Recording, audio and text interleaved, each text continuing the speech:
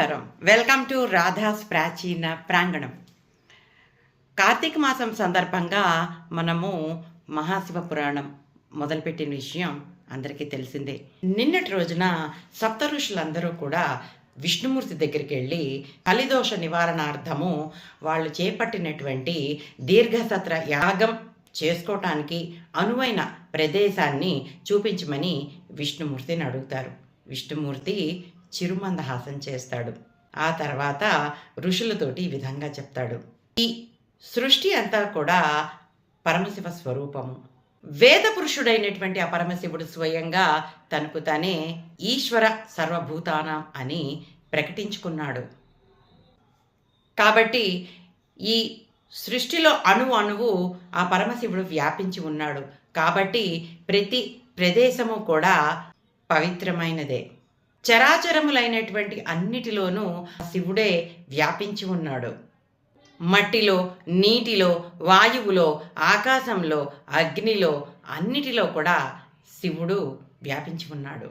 మీరందరూ కూడా భక్తితో ఏ చోట అయితే ప్రార్థించి కార్యం మొదలు పెడతారో ఆ ప్రదేశం అంతా కూడా పుణ్యప్రదమైనదే, మీ యజ్ఞానికి అనుకూలమైనదే.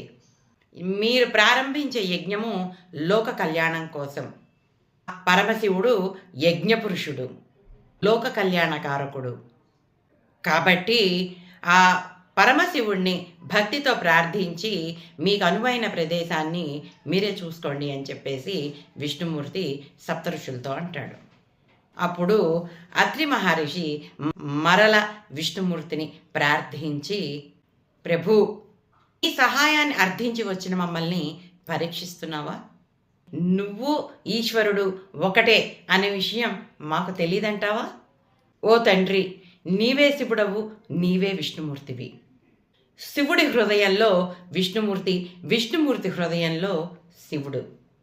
సర్వము కూడా హరిహర స్వరూపమే అని మాకు తెలుసు దేవా.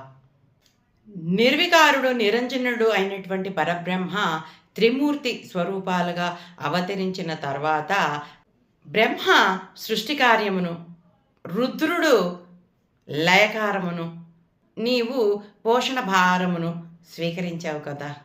కాబట్టి పోషణకర్తగా, జగద్భర్తగా, పోషణకు అవసరమైన ఫల, జల, కందమూలాలు, దర్భలు మొదలైనవి లభించేటువంటి ప్రదేశాన్ని నువ్వే మాకు చూపించాలి దేవా అని చెప్పేసి అంటారు.